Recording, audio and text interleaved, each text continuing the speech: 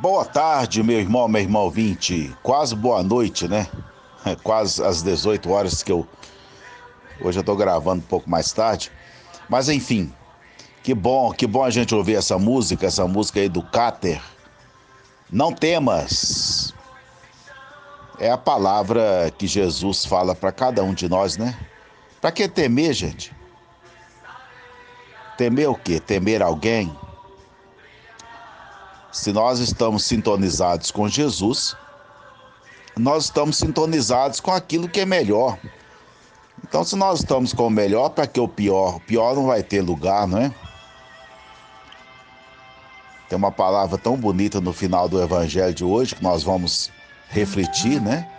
Queriam jogar Jesus no precipício, mas ele passou pelo meio deles e seguiu em frente, destemidamente, sem nenhum medo. É assim que a gente deve estar, viu? Se a gente tem consciência que está bem, ou está fazendo bem, ou está sintonizado em algo bom. E o que é bom? O bom é viver, né? Então, se a gente está em favor da vida, não importa quem esteja contra a gente, passe pelo meio e siga em frente. É a missão, né? É a missão que Jesus nos deu aos seus discípulos e dá a cada um de nós. Acolhendo então a todos vocês, em nome do Pai, do Filho e do Espírito Santo, a graça de nosso Senhor Jesus Cristo, o amor do Pai, a comunhão do Espírito Santo estejam com todos vocês.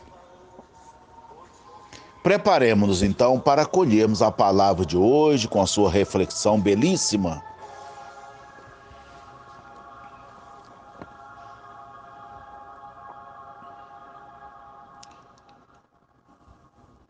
O Senhor esteja convosco. Proclamação do Evangelho de Jesus Cristo segundo São Lucas. Jesus, vindo a Nazaré, disse ao povo na sinagoga: Em verdade eu vos digo que nenhum profeta é bem recebido em sua pátria.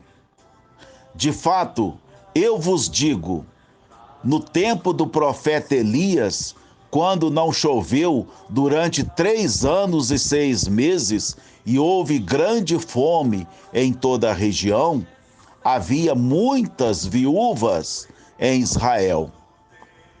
No entanto, a nenhuma delas foi enviado Elias, senão a uma viúva que vivia em Sarepta, na Sidônia. E no tempo do profeta Eliseu, havia muitos leprosos em Israel, contudo, nenhum deles foi curado, mas sim Naamã, o sírio. Quando ouviram essas palavras de Jesus, todos na sinagoga ficaram furiosos. Levantaram-se e o expulsaram da cidade. Levaram-no até o alto do monte sobre o qual a cidade estava construída, com a intenção de lançá-lo no precipício. Jesus, porém, passando pelo meio deles, continuou o seu caminho. Palavra da salvação. Uma vez eu perguntei a um bispo muito criticado, muito perseguido, né? Caluniado. Perguntei: como é que o senhor se sente diante de tudo isso? Ele respondeu assim: como Jesus. Eles querem me jogar no precipício, eu passo pelo meio deles e sigo numa boa.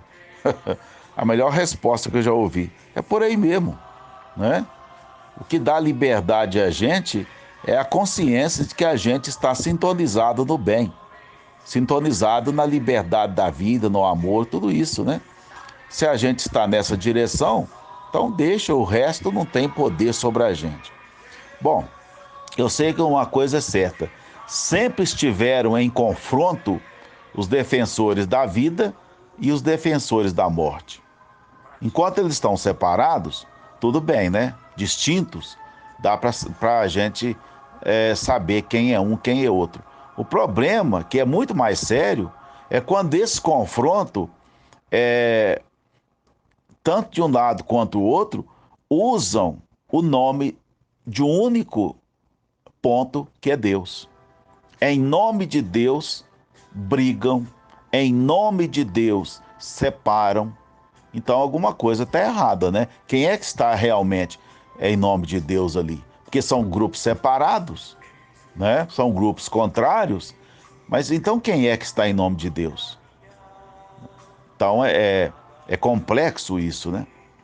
O Papa Francisco, agora na sua visita ao Iraque, ele falou algo assim muito interessante. Viemos todos a Abraão, porque fez uma bonita reflexão no local onde supostamente Abraão tenha nascido, a terra de Abraão, né? Que é a cidade de Ur, na Caldeia. Então, ali ele fez deixou uma reflexão muito interessante.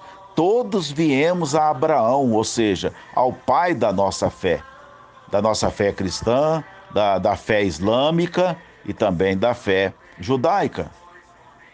Todos viemos aqui para redescobrirmos a nossa vocação de sermos um só povo.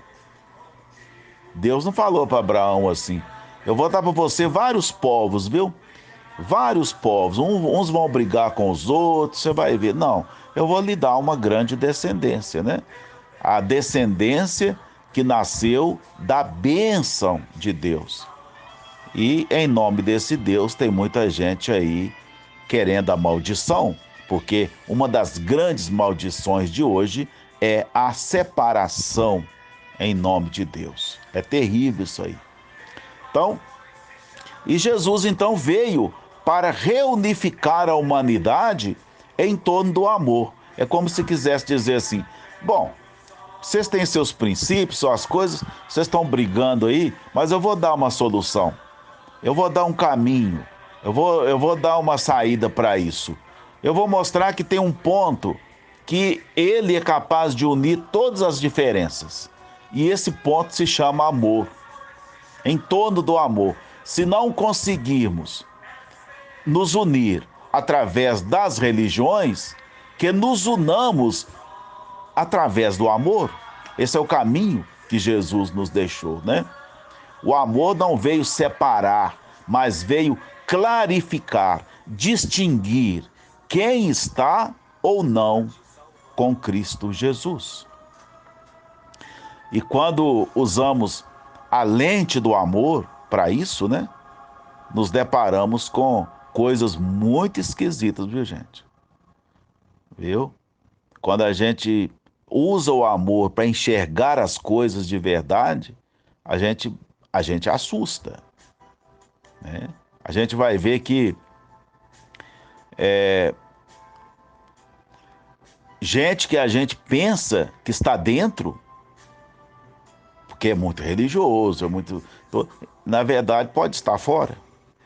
É a grande decepção que a gente tem. A gente está vivendo agora, sobretudo aqui no Brasil, uma fase de ódio. Eu nunca vi isso, gente. Tanto ódio.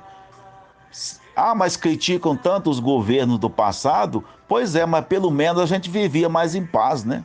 Agora foi semeado uma onda de ódio nesse país que é terrível. Uma polarização, uns brigando com os outros por causa de política, e aí mistura religião no meio, e aí separam, cristãos brigando contra cristãos. Alguma coisa está errada, alguma não, muita coisa está errada aí. Então a gente vai ficando decepcionado, fica, meu Deus do céu, eu achava que todo mundo que fosse, pelo menos a gente achava assim, todo mundo que fosse religioso estaria automaticamente com Jesus, e não está. Tem gente que está a favor do ódio mesmo, tem gente que está aplaudindo o ódio, tem gente que está aplaudindo as armas, a violência. Não vai demorar muito tempo, se as coisas não mudarem, uns vão agredir os outros na rua. Não, já, por causa de religião já agride, né? Lógico. Isso já agride. Cristão com religiões diferentes, de matriz africana e tal, isso já existe. Agora, entre cristãos, isso vai acontecer, infelizmente, aqui no Brasil, se as coisas continuarem do jeito que estão. Então, assim, olhar as coisas pela lente do amor, a gente acaba vendo coisa que decepciona a gente. Ah, agora eu estou vendo. Se eu fosse me basear em outra coisa, em outro tipo de referência, talvez não seria tão conflituoso. Mas quando a gente olha pela lente do amor, a gente passa a enxergar quem ama e quem não ama. E a gente vai ver então que tem muita gente que não ama que tá ligado, entre aspas, a Cristo. Falam que estão ligados a Cristo, né? E gente que a gente acha que está fora, não é? Que é outra descoberta pela lente do amor, que a gente acha que está fora e, no entanto, está dentro, não é? São essas descobertas. Meu Deus do céu. Então, o amor é que vai fazer a gente enxergar quais são os verdadeiros cristãos. E o próprio Jesus disse, né, aos seus discípulos: pelo amor conhecerão que sois meus discípulos. Não é pela igreja, não é pela ideologia política, não é por nada. É pelo amor, viu? E o evangelho de hoje mostra que o próprio Jesus viveu essa experiência. Na sua própria terra natal, em Nazaré, ele não foi bem recebido. Não foi bem recebido. Por quê? Porque eles não aceitavam que ele fosse o Messias de Deus, o enviado de Deus, né? Mas nós não conhecemos, nós sabemos quem é ele, que não sei o quê, ficaram escandalizados. E ele então disse: olha, um profeta só não é recebido em sua pátria, sua própria pátria, né? E foi aí nesse momento, nesse lugar, né, que o próprio Jesus fez com eles essa reflexão que está no evangelho de hoje. Ele falou: que vergonha, usar um termo muito simples para comentar aqui. Que vergonha, né? Vocês são da minha terra, são meus conterrâneos. Vocês deveriam estar mais abertos a me acolher a minha palavra, e no entanto vocês estão contra mim. Vocês não me aceitaram? Que vergonha, gente de fora está aceitando. E aí ele cita dois exemplos. Ele cita o exemplo da viúva de Sarepta, que era uma mulher pagã. Elias foi enviado a ela, e ela pôde, depois de todas aquelas experiências que ela viveu ali em presença de Elias, pela ação de Elias, essa mulher acreditou que Elias era um homem de Deus. E, no entanto, essa mulher não era do mundo judaico. Não. Ela era de fora, ela era pagã. Ela era de outros deuses. E, no entanto, essa mulher, pela ação de Elias, ela o reconheceu como homem de Deus. Depois ele cita outra coisa que aconteceu na época do profeta Eliseu, com o sírio Naamã, que nós já refletimos esses dias atrás aí sobre ele, né? Que ele veio de longe para ser curado da lepra, tinha vários leprosos, mas aquele é que foi até Elias, até Eliseu, aliás, né? E depois desse encontro com Eliseu e tal, que Eliseu pediu que ele banhasse no rio, etc., ele, ele acreditou em Eliseu. Ele era um homem pagão, era um homem de fora, não era um homem da religião judaica. Então, assim, veja aí, os de fora, que são condenados, que são afastados, esses, pela lente do amor, podem estar muito mais próximos do que muitos que se acham dentro, né? Então, é uma boa reflexão. E aí vem, depois que Jesus falou isso com eles, aí que eles ficaram mais irritados ainda, né? É aquilo que eu falei, coração duro não adianta, né? A gente fala, Jesus falando numa ótica, mas eles pegaram por outra ótica. Não é essa. Então queriam matar Jesus, queriam jogá-lo no precipício. O que Jesus fez? Ele ficou decepcionado, chorando, dizendo: ah, logo o pessoal da minha terra fazendo isso comigo, ah, que decepção, agora eu vou parar por aqui, eu não vou mais pregar mais nada, porque agora eu estou em depressão, meu pessoal me abandonou. Que nada! Ele passou pelo meio deles e seguiu em frente no seu caminho, não é? Não teve medo, não. Olha a música aí dizendo: não temas. Não. Você segue em frente. Jesus tinha consciência, sabia da sua ligação com a vontade do Pai, que é a vontade de Deus. A vontade de Deus é que todos tenham vida e a tenham em abundância.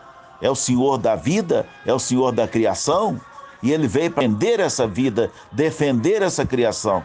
Aí cabe a nós agora, né, refletirmos de que lado nós estamos.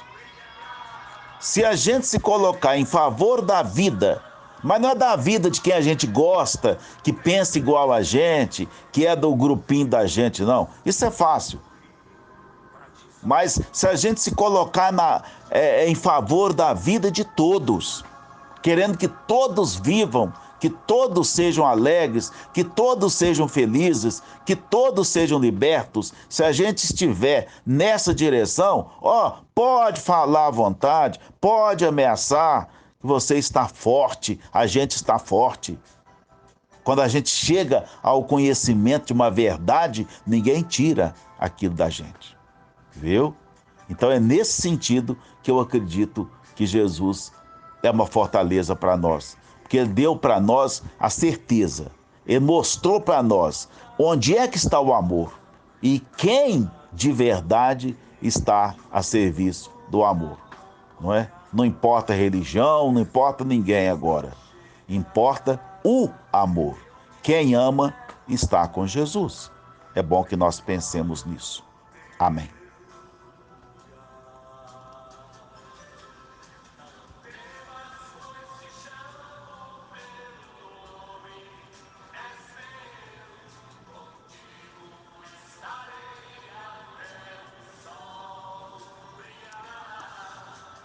Coloquemo-nos diante da misericórdia, da grandeza, do amor de Deus, sempre abertos ao amor manifestado em Jesus Cristo e transmitido a nós.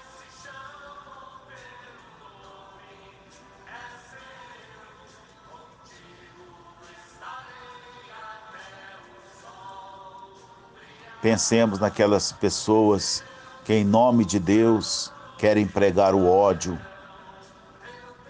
Em nome de Deus, pregam a separação, a desobediência ao Evangelho e continuam afirmando que são os melhores, são os mais merecedores, são aqueles que estão na linha reta. A linha reta A linha verdadeira não é a linha do ódio, não.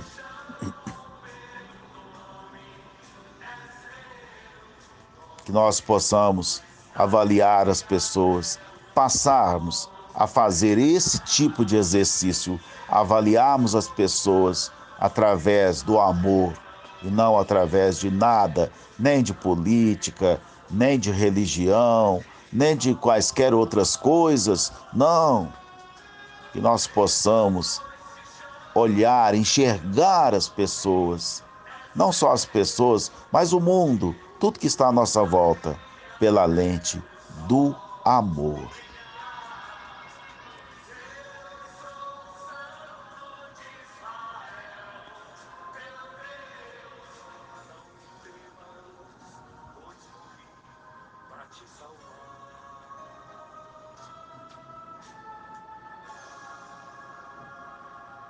Aqueles que conscientizam contra a vida, todos aqueles nesse tempo agora de pandemia, que falar que para você não usar vacina, para você não obedecer aos mandamentos de Deus, que são os mandamentos em favor da vida. Nós falamos ontem isso, né? Quais são os mandamentos de Deus? São os mesmos, só que com outro tipo de linguagem, outro tipo de cultura, mas são os mesmos. Mandamento para que nós tenhamos vida e a tenhamos em abundância. Então, todos aqueles que pregarem o contrário, conscientizarem para o contrário, corrompendo a consciência das pessoas, facilitando a morte através da contaminação, da Covid. Nós estamos falando muito de Covid porque é o tema que está hoje forte e é o perigo que está nos ameaçando. Todos aqueles que estão orientando ao contrário não vão na onda deles, que isso aí mata. Você quer viver? A não ser que você quer morrer, aí tudo bem. Mas você quer viver? Jesus Cristo é o Senhor da vida. Você quer morrer ou viver? Então, todos aqueles que estão colaborando, ajudando a preservar vidas, seja nos hospitais, nas redes sociais, conscientizando, ajudando as pessoas a refletirem, todos esses estão agindo em nome do amor. Esses são verdadeiramente pertencentes à família de Jesus. Minha mãe e meus irmãos são aqueles que fazem a vontade do Pai que está nos céus.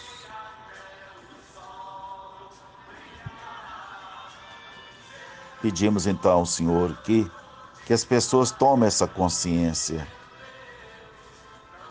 e que aqueles que pregam o amor não deixem de pregá-lo por medo, por represália, que não tenham medo de nada, Senhor.